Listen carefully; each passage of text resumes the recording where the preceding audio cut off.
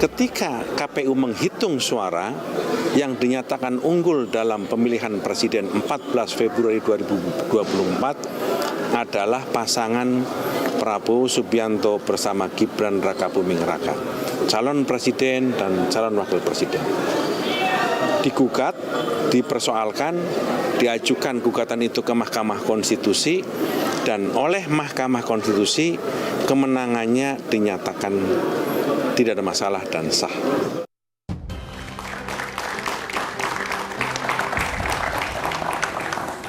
Masih bersama saya Budiman Tanurjo di Satu Meja The Forum, Prof. Satya Arinanto. Gimana Anda sebagai ahli menilai dan jalannya gimana sih tiba-tiba muncul ide untuk mengganti wakil presiden melalui MPR? Baik, supaya jelas saya jelaskan dulu historisnya sedikit. Jadi awalnya dulu kan yang melakukan itu Majelis Permusyawaratan Rakyat Sementara MPRS pada waktu Bung Karno ya, dengan TAP MPRS nomor 33 tahun 67. Kemudian ada ketetapan yang baru, yang ketetapan MPR nomor 3 tahun 78 itu yang mengatur mengenai hal itu. Dan itu diterapkan untuk Presiden Abdurrahman Wahid. Jadi kita sudah 2 kali untuk Presiden itu impeachment begitu. Yang tadi yang melalui memorandum 1, memorandum kedua, baru sidang istimewa. Dua-duanya itu kewenangan di MPR.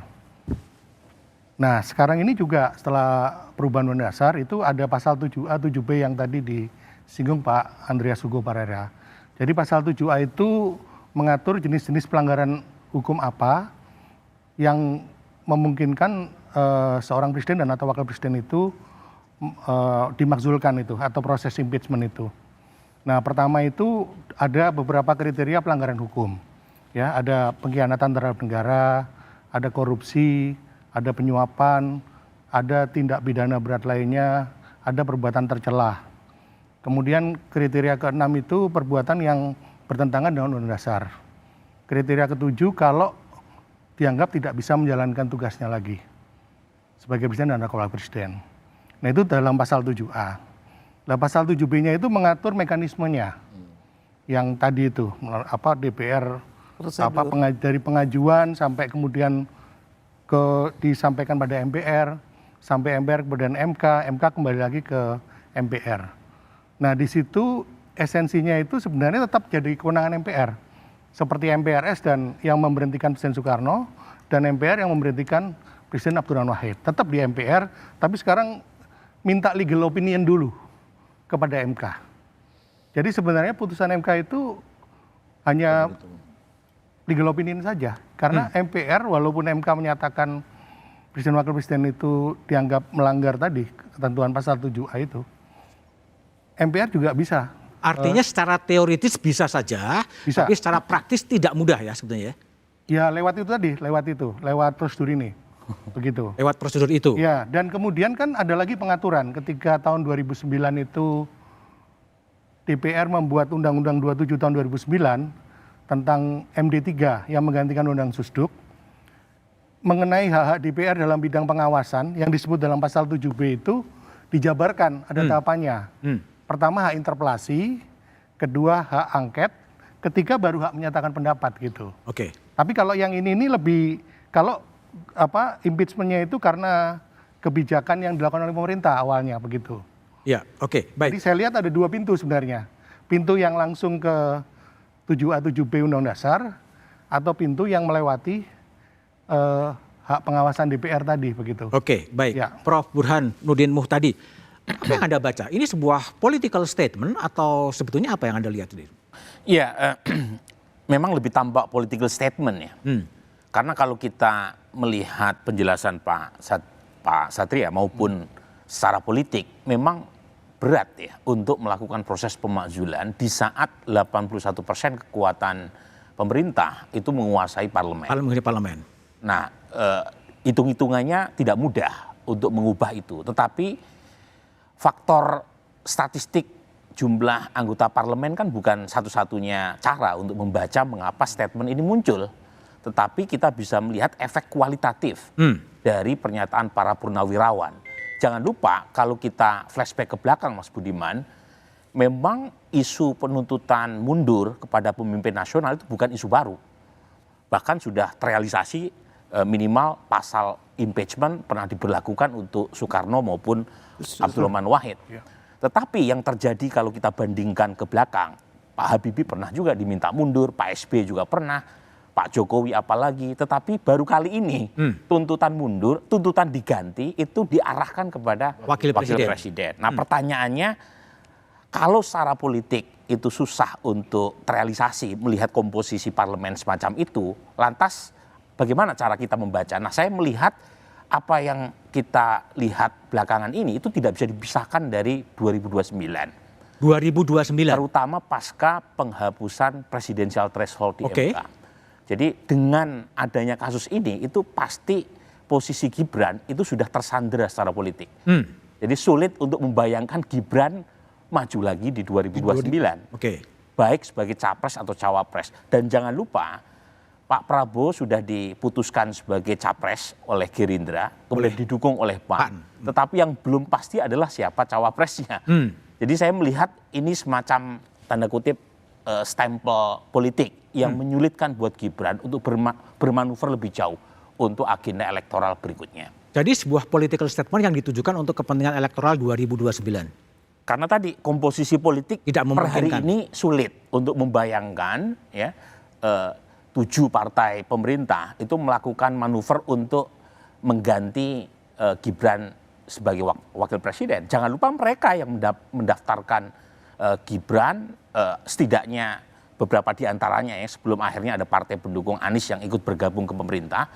Tetapi jangan lupa pula tadi untuk mengganti secara konstitusional kan tidak mudah. Ya. Soal pelanggaran hukum misalnya, kalau misalnya dialamatkan ke putusan nomor 90, menurut Mahkamah Kehormatan MK itu bukan pelanggaran hukum, Bukan itu pelanggaran etik. Jelas karena ada conflict of interest ketua MK saat putusan nomor 90 diambil itu adalah pamannya Gibran. Oke. Tapi bukan pelanggaran hukum. Nah mungkin Bang Andreas tadi bisa dikaitkan dengan pelanggaran hukum yang dikaitkan dengan Yang lain. Ini perbuatan tercela ya. Ya. Kalau bisa membuktikan Fufu Fafa adalah Gibran.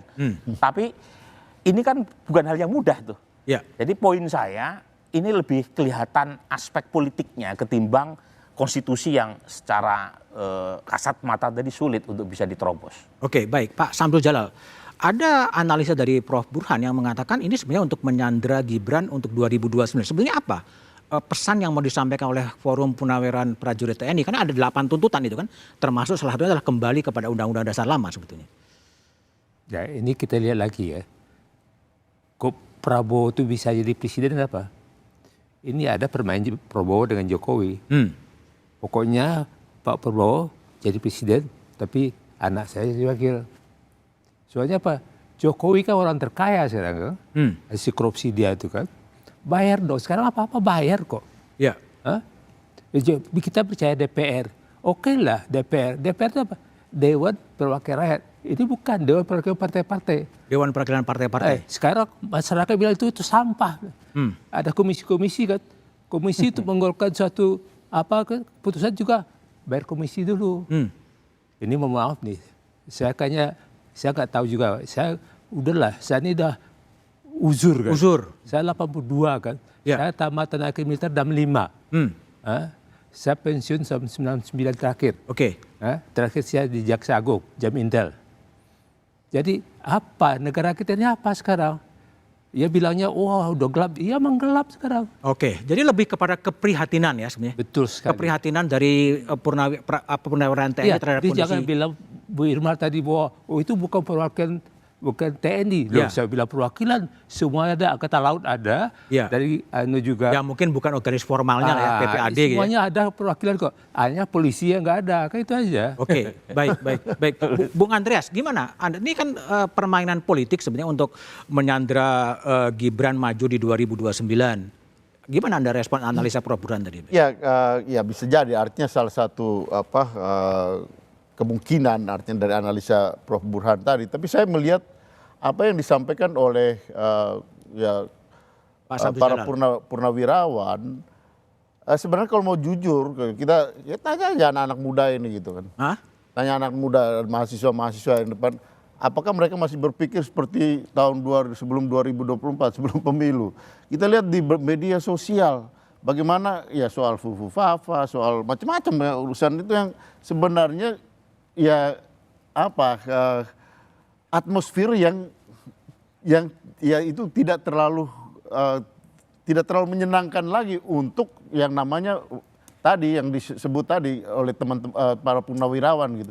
Jadi sebenarnya saya mengapresiasi apa yang disampaikan oleh para purnawirawan ini, dan karena mereka bicara makanya orang lihat oh ini ada sesuatu.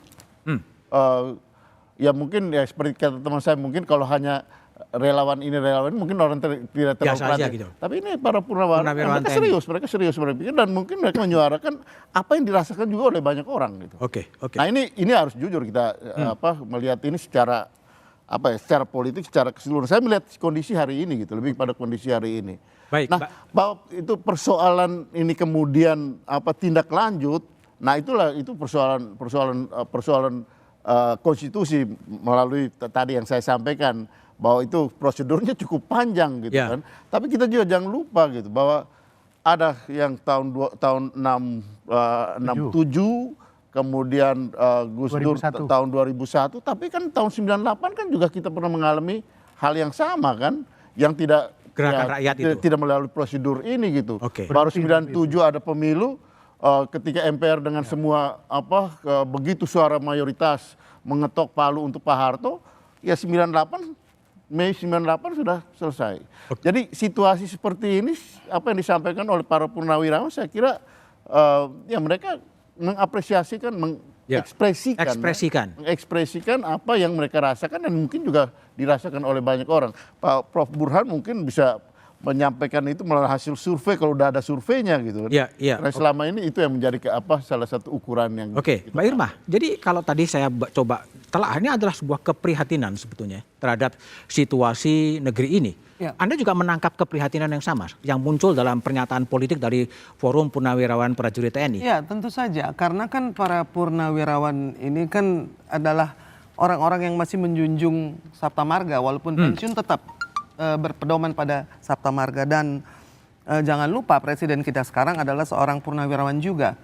Artinya Presiden Prabowo tentu akan mendengarkan suara-suara yang memberikan masukan untuk kebaikan negara, yang tadi saya bilang berpedoman kepada menegakkan keadilan, kejujuran, dan juga kebenaran. Nah, masalahnya tadi kita kan melihat bahwa ini inkonstitusional karena dilepas kepada media dan publik. Gimana inkonstitusional ya, kalau sebagai pernyataan politik? Ya, kan tadi dikatakan bahwa akhirnya menjadi polemik, PPAD mengeluarkan edaran, PPAU mengeluarkan edaran, PPAL kan terlihat tidak elok. Bahwa para purnawan menjadi berbeda pendapat, yang tentu saja lazim dalam hal ini. Namun juga tidak boleh dilupakan, tadi kan juga Prof Satya mengatakan bahwa ada sejarah bagaimana sejarah pemakzulan. Kita melihat sejarah bagaimana terpilihnya Prabowo dan Gibran.